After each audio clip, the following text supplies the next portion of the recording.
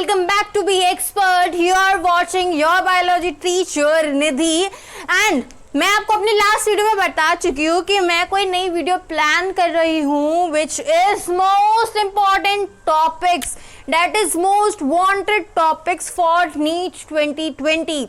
अब मैंने आप लोगों को बोला था कमेंट सेक्शन में मेंशन करने के लिए कि बच्चा आपको वीडियो चाहिए है या नहीं चाहिए. So with a very huge response, जितने भी मेरे सब्सक्राइबर्स हैं या जितने भी मेरे व्यूअर्स हैं उसमें से काफ़ी हद तक स्टूडेंट्स ने बोला है that they want this video. So students, we are going to start this most amazing and most wanted videos, that is the most important topics. मतलब पूरा चैप्टर पढ़ने का टाइम भी नहीं है, तो बस ये इंपॉर्टेंट टॉपिक्स पढ़कर जाओ आप. और मैं आपको बताऊं, जो लास्ट होता है ना, लास्ट 5-10 दिन का जो रिवीजन होता है ना, उसमें भी आप ये मोस्ट वांटेड टॉपिक्स पढ़ लो बच्चों, because these topics are very important for the point of view of NEET. मैं ये बातें हवा में बिल्कुल नहीं बोल रही हूँ. इसके पीछे मैंने और मेरी जो फ्रेंड्स हैं, जो टीचर्स हैं, जो जितने भी बी एक्सपर्ट के हैं या फिर और जो टीचर्स हैं, मैं उन सब की रिसर्च के बेसिस पे ये बोल रही हूँ. मैं बातें हवा में बिल्कुल भी नहीं कर रही हूँ.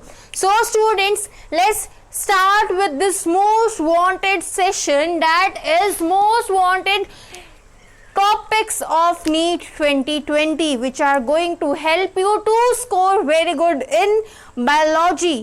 Okay, so that you can grab your favorite medical college seat. बेटा, मैं हर वीडियो में बोलती हूँ कि आपको अपने में फेवरेट मेडिकल कॉलेज की सीट चाहिए तो आपको उसके लिए खुद मेहनत करनी होगी. मैं आपको और बाकी टीचर्स आपको सिर्फ और सिर्फ गाइडलाइन प्रोवाइड कराते हैं. You have to focus, you have to build your concentration, increase your concentration power, build your memory, everything. You have to do that. Okay students, now let's start without any फालतू की बकवास. हम मुद्दे पर आते हैं. So students, let's start. I have here the list of some chapters. अब मैं चाहती हूँ कि आप सब लोग अपनी एनसीईआरटी को फटाफट अपने हाथ में लो और जो चीज़ें मैं आपको बता रही हूँ, just mark all this things very important, क्योंकि लास्ट बहुत 4-5 सालों में बहुत फ्रिक्वेंटली आस्क्ड क्वेश्चंस हैं इन टॉपिक्स पे. So starting from the very first unit, that is reproduction in organisms. अब रिप्रोडक्शन इन ऑर्गेनिज्म में टोटल 4 चैप्टर हैं, विच में उसमें से पहला चैप्टर यानी कि रिप्रोडक्शन इन ऑर्गेनिजम्स और जो लास्ट चैप्टर है रिप्रोडक्टिव हेल्थ, वो बहुत ही इजी चैप्टर्स हैं, बहुत ही छोटे चैप्टर्स हैं जिसमें आप इजीली उन्हें पूरा याद कर सकते हो. नाउ अब 2 बड़े चैप्टर्स बच जाते हैं, that is reproduction in plants and reproduction in animals. So I just want that जो चैप्टर है रिप्रोडक्शन इन प्लांट, उसमें आप माइक्रोस्पोरेंजेनेसिस, मेगास्पोरेंजेनेसिस एंड गैमेटोजेनेसिस, यानी कि इससे टॉपिक पे जो भी जितने भी रिलेटेड टॉपिक्स हैं, ये सारी चीज़ें आप बहुत अच्छे से याद कर लो. आप लोगों को अच्छे से पता होना चाहिए कि इस टॉपिक से ये क्वेश्चंस आ चुके हैं अब तक, ये आ सकते हैं आगे. प्रीवियस ईयर क्वेश्चंस लगाओ, इन टॉपिक्स को बहुत अच्छे से कवर कर लीजिए. Now move to reproduction in animals. तो बेटा, रिप्रोडक्शन इन एनिमल्स जो है वो बहुत ही ज़्यादा, मतलब पूरा का पूरा चैप्टर ही तो इम्पॉर्टेंट है. तो मैं आपको क्या बोलूँ कि बेटा ये पढ़ लो, बेटा ये पढ़ लो, नहीं, आपको पूरा चैप्टर आपको आपकी टिप्स पे याद होना चाहिए. Now move to genetics. अब जेनेटिक्स बहुत वास्ट यूनिट है. 2 चैप्टर्स आते हैं जेनेटिक्स में, जो है कि एक इनहेरिटेंस वाला और एक मॉलिक्यूलर बेसिस ऑफ इनहेरिटेंस. सो मैं चाहती हूँ कि आप उसमें से ना कुछ इंपॉर्टेंट टॉपिक्स मार्क कर लीजिए. वैसे तो 7 इंपॉर्टेंट टॉपिक्स हैं और मतलब आप just mark human genome product, that is HGP, बहुत क्वेश्चंस आते हैं इससे. नेक्स्ट इज यूकैरियोटिक mRNA, इससे भी बहुत क्वेश्चंस पूछे जाते हैं my dear students. Trihybrid, cross linkage, genetic disorders, बच्चों mark and genetic disorder hashtag very important, because जो जेनेटिक डिसऑर्डर है हर साल एक यानी कि 4 नंबर का क्वेश्चन आता है इस चैप्टर से. ओके, सो जेनेटिक डिसऑर्डर्स आपको सारे आपके टिप्स पर याद होने चाहिए. Now lac operon and codominance, ये बहुत इंपॉर्टेंट से कुछ टॉपिक्स जो कि हमारे जेनेटिक यानी कि मॉलिक्यूलर बेसिस ऑफ इनहेरिटेंस और जो दूसरा चैप्टर है हमारा मेंडल वाला, उसमें जो बहुत इंपॉर्टेंट टॉपिक्स है. Now move to evolution. Evolution में आता है हमारा डार्विन का कॉन्सेप्ट, यानी कि थ्योरी ऑफ नेचुरल सिलेक्शन या फिर डार्विन से रिलेटेड सारी स्टेटमेंट, सब कुछ आपको याद होना चाहिए. सेकेंड इंपॉर्टेंट चीज़ है ह्यूमन इवोल्यूशन. आपको पता होना चाहिए कि स्टार्टिंग पूरा ह्यूमन का इवोल्यूशन आपको पता होना चाहिए बेटा। एक टेबल बना लो, मार्क ऑल द थिंग्स, याद कर लो फटाफट बिकॉज ज़्यादा टाइम नहीं है। Now take a screenshot and we are going to move to the next chapters. Now students move to the next chapters. Now if we talk about biology and human welfare, इसमें ना हमारे को मिलते हैं कुछ chapters जो कि हमारे को 3 चैप्टर्स मिलते हैं। उन 3 चैप्टर्स में से मैं आपको अपनी लास्ट वीडियो में बता चुकी हूँ कि माइक्रोब्स वाला चैप्टर बहुत इंपॉर्टेंट है, इससे क्वेश्चंस आते हैं, बहुत फ्रीक्वेंटली आस्क्ड क्वेश्चंस है। नेक्स्ट जो इंपॉर्टेंट टॉपिक है वो है हमारा AIDS, then cancer and drugs. बेटा ड्रग्स भी ना बहुत इंपॉर्टेंट टॉपिक है, हर साल 1 या 2 क्वेश्चन पूछा जाता है इस टॉपिक में से। Now if we move to the next important chapter और the next important unit is ecology। अब इकोलॉजी में इकोलॉजी एंड एनवायरनमेंट वाला चैप्टर आपको पूरा पढ़ लेना है अच्छे से बिकॉज उसमें से बहुत क्वेश्चंस पूछे जाते हैं। The next is environmental issues, ये बहुत ही इंपॉर्टेंट टॉपिक है। Evil quadrant and hashtag most important it is ecological pyramids, बहुत ही इजी सा बेसिक सा कॉन्सेप्ट वाला क्वेश्चन हर साल पूछा जाता है इकोलॉजिकल पिरामिड्स में से। सो आप लोगों को इकोलॉजी वाली पूरी यूनिट वैसे तो बहुत अच्छे से आनी चाहिए क्योंकि 14 से 15-16 क्वेश्चन हर साल पूछे जाते हैं और अगर आपकी किस्मत अच्छी होगी तो 16-17 क्वेश्चन भी पूछे जा सकता है इकोलॉजी वाली यूनिट से। प्लस आई जस्ट वांट कि आप इसमें ना कोरोना वायरस को भी ऐड कर लो। ओके स्टूडेंट्स, बिकॉज कोविड-19 जो है ना हर साल हमारे ना नीट के पेपर में अगर हम नोटिस करें तो कोई ना एक क्वेश्चन जो है कि वो बायोलॉजी प्लस जनरल अवेयरनेस से पूछा जाता है। सो आई जस्ट वांट कि आप लोग ना जो कोविड-19 वाला सेशन है वो अच्छे से कवर कर लो। अगर आप चाहते हो कि मैं कोरोना वायरस के ऊपर मतलब जो जो इंपॉर्टेंट चीज़ें आपके नीट के पॉइंट ऑफ व्यू से इंपॉर्टेंट है या फिर जो पूछी जा सकती है उसके ऊपर एक सेपरेट वीडियो बनाऊं तो मैं वो वीडियो भी बना दूंगी। Mention it in the comment box that you people want the video on corona virus also. So these are the important topics, don't forget. Corona virus के ऊपर आपको कुछ बेसिक चीज़ें पता होनी चाहिए जो कि आपके नीट के लेवल के पॉइंट ऑफ व्यू से बहुत इंपॉर्टेंट हैं। Okay students, now just take a screenshot and we are going to move to the next part that is 11th वाला पार्ट अब हम लोग कवर करेंगे। ओके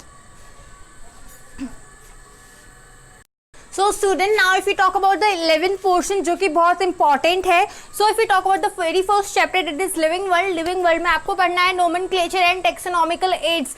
इसमें से बहुत ही इजीली आपको क्वेश्चंस मिल जाएंगे आपके नीट के एग्जाम में और ये बहुत ही फ्रीक्वेंटली आस्क्ड क्वेश्चन है। Now if you talk about the 5 kingdom यानी कि जो 2nd, 3rd and 4th chapter है उसमें से अगर हम देखें तो animal kingdom is very important, वो आपको पूरा पढ़ना है, उसमें से एक भी चीज़ आपको छोड़नी नहीं है।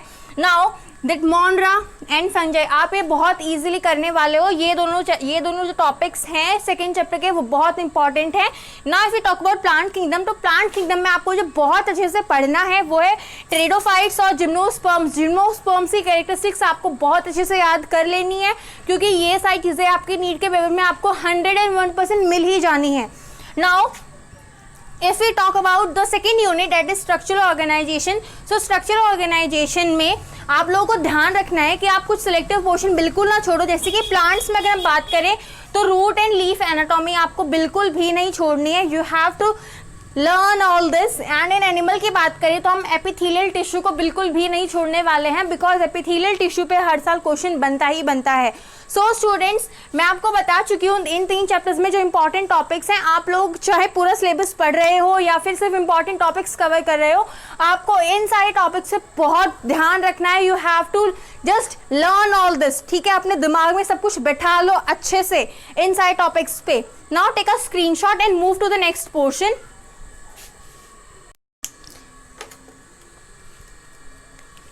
सो now student, if you move to the next portion that is cell. अब हम बात कर रहे थे सेल वाली जो यूनिट है उसमें 3 चैप्टर है। बायोमॉलिक्यूल अपने आप में बहुत इंपॉर्टेंट है तो आपको पूरा पढ़ना है। That is mycoplasma, nucleus, chromosome.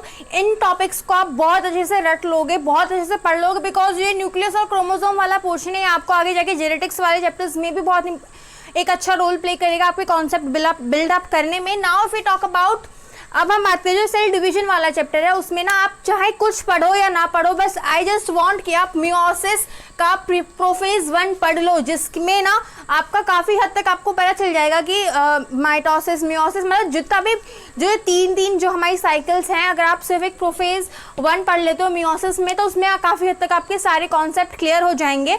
Now if we talk about animal physiology, तो animal physiology I just want 20% weightage है बेटा। आप सब लोग पूरी की पूरी एनिमल फिजियोलॉजी को एकदम अच्छे से पढ़ लो, दिमाग में बैठा लो। 7 चैप्टर्स हैं, बहुत अच्छे से पढ़ना, एक भी टॉपिक मिस नहीं करना है, because animal physiology is the most important unit.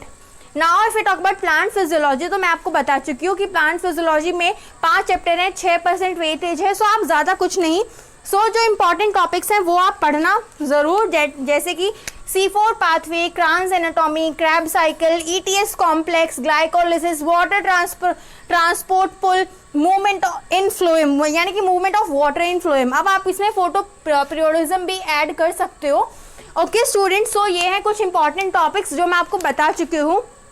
12th और 11th के सारा पोर्शन मैंने कवर कर लिया है।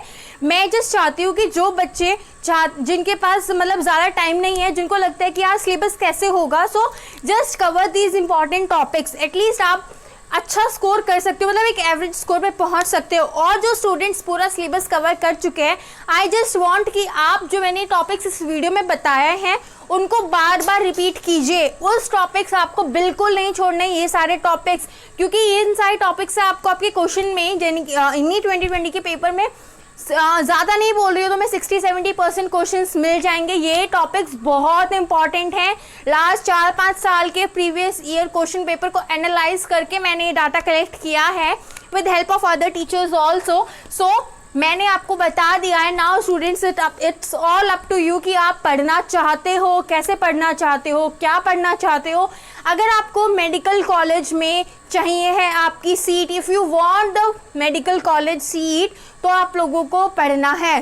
Now it's all up to you, आप इन 70 डेज़ को कैसे यूटिलाइज करते हो। आप इसे इन 70 डेज़ को अपने जो मेडिकल टारगेट मेडिकल कॉलेज है उसकी तरफ लेना जाना चाहते हो इन 70 दिनों में, या फिर उससे दूर भागना चाहते हो। क्योंकि बेटा ये 70 दिन सबको मिले हैं, वो 10 से 15 लाख बच्चे सबको मिले हैं ये 70 दिन, सिर्फ आप अकेले नहीं हो। सो आई जस्ट वांट कि आप अब 13 सितंबर तक फोकस रहो, सब कुछ पढ़ो, ज़्यादा से ज़्यादा टाइम अपनी स्टडीज़ को दो, पर 7-7 घंटे की नींद भी निकालनी है। जब आपको लगता है I am tired, so just go to bed and sleep, relax. ठीक है स्टूडेंट्स, बिकॉज अगर आप रात को 2 बजे सोते हो, फिर 4 बजे उठ के आप दोबारा पढ़ने लग जाते हो, फिर 6 बजे आपको दोबारा नींद आती है, so it is not the way you are going to score good marks. आपको ना एक फिक्स टाइम टेबल फॉलो करना है। 21 दिन का टाइम टेबल बनाओ, फॉलो करो, अगले 21 दिन का टाइम टेबल बनाओ, फॉलो करो, सब कुछ करो। क्यों? क्योंकि 70 दिन, ये 70 दिन आपको आपके फेवरेट मेडिकल कॉलेज की सीट दिलवा सकते हैं मेरे students. So I just want you people to be focused, very focused. So if you like the video, please don't forget to like, share and subscribe to our YouTube channel Be Expert. Thank you.